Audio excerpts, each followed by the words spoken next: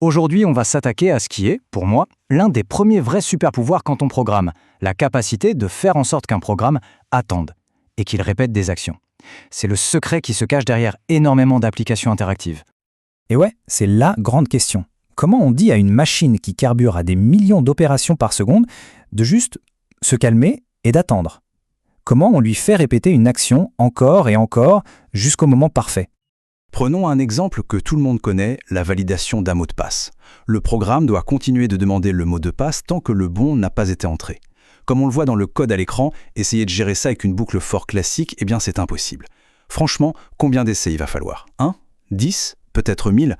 On n'en a aucune idée à l'avance. Et c'est ça qui rend une boucle basée sur un comptage fixe totalement inutile ici. Alors, comment on fait? Eh bien, c'est là qu'intervient notre solution, une solution vraiment élégante, la star du jour, la boucle while.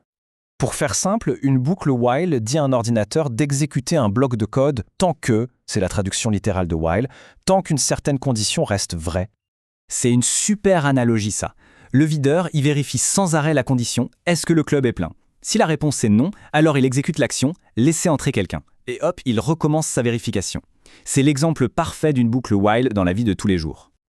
Et ce qui est fou, c'est que n'importe quelle boucle while, même la plus compliquée, se résume toujours à ce petit rythme tout simple en 3 temps.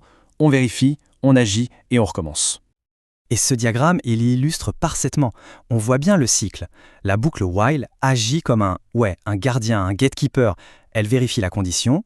Si c'est vrai, yes, le bloc de code s'exécute et la flèche nous ramène tout de suite à la vérification. Si c'est faux, no, la boucle s'arrête net et le reste du programme peut continuer. Allez, on va disséquer une boucle while qui fonctionne. Il y a 4 parties essentielles, bien numérotées ici. D'abord, le 1, l'initialisation. On prépare notre variable counter à 0. 2, la condition. La boucle vérifie si counter est plus petit que 3. 3, l'exécution. Le code à l'intérieur fait son travail, ici il affiche la valeur du compteur. Et 4, attention, c'est l'étape absolument critique, la mise à jour. On augmente la valeur de counter.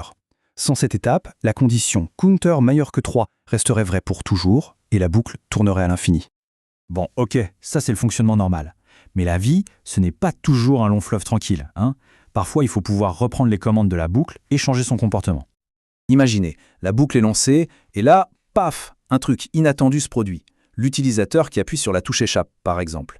Il faut un plan B, un moyen de changer de cap en plein milieu d'une répétition. Et pour ça, on a un outil génial, l'instruction break. C'est littéralement la sortie de secours. Dans l'exemple de code, la boucle while true est volontairement conçue pour être infinie. Mais elle a 2 sorties de secours. Si le mot de passe est bon, un break arrête tout. Pareil, si l'utilisateur tape cancel, un autre break met fin à la boucle. C'est notre porte de sortie immédiate, peu importe la condition de départ. Et à côté du break, on a son cousin, le continue.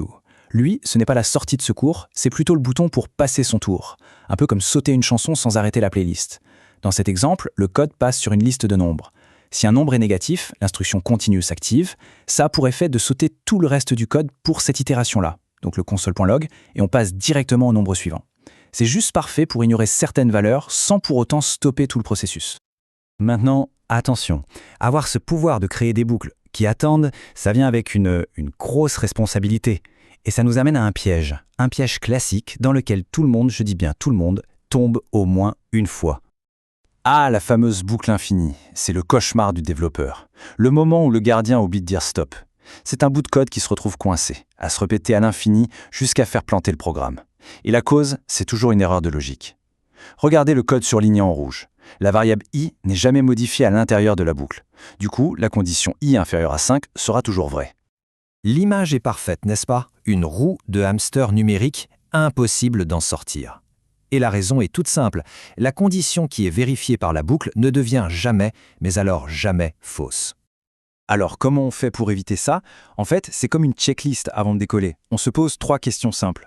Premièrement, est-ce que la variable de ma condition est bien modifiée à l'intérieur de la boucle? Deuxièmement, est-ce que je l'ai bien initialisée avant?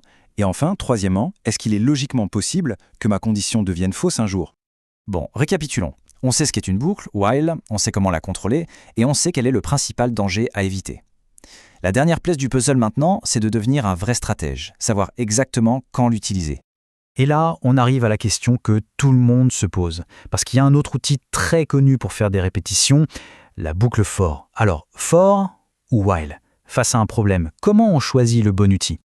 Ce tableau, il met les choses au clair. La boucle for, c'est votre meilleur ami quand vous savez d'avance combien de fois vous devez répéter quelque chose. Par exemple, compte de 1 à 10. La boucle while, elle, c'est la championne de l'inconnu, quand le nombre de répétitions dépend d'une condition, comme attendre que l'utilisateur tape « quitter ». Pour for, c'est le nombre qui compte. Pour while, c'est la condition. Et pour rendre les choses encore plus simples, voilà un petit arbre de décision. La première question à se poser, ai-je besoin de répéter une action? Si oui, on passe à la question suivante. Est-ce que je connais le nombre exact de fois? Si la réponse est oui, le chemin mène tout droit à for. Si la réponse est non et que tout dépend d'une condition, alors le choix évident, c'est while. C'est vraiment le principe de base. J'aime beaucoup cette citation parce qu'elle résume tout ça en une seule image. Si la ligne d'arrivée, c'est un nombre fixe, disons 5 tours de piste, on prend une boucle for. Mais si la ligne d'arrivée, c'est une condition, comme courir jusqu'à ce que le soleil se couche, là, c'est un job taillé sur mesure pour une boucle while. Et voilà, une fois qu'on a vraiment compris cette logique fondamentale, ça change un peu la façon de voir les choses. Quand on pense à toutes les tâches un peu pénibles, un peu répétitives qu'on fait tous les jours, quelle serait la toute première chose qu'on aurait envie d'automatiser avec une boucle? C'est une bonne question à se poser.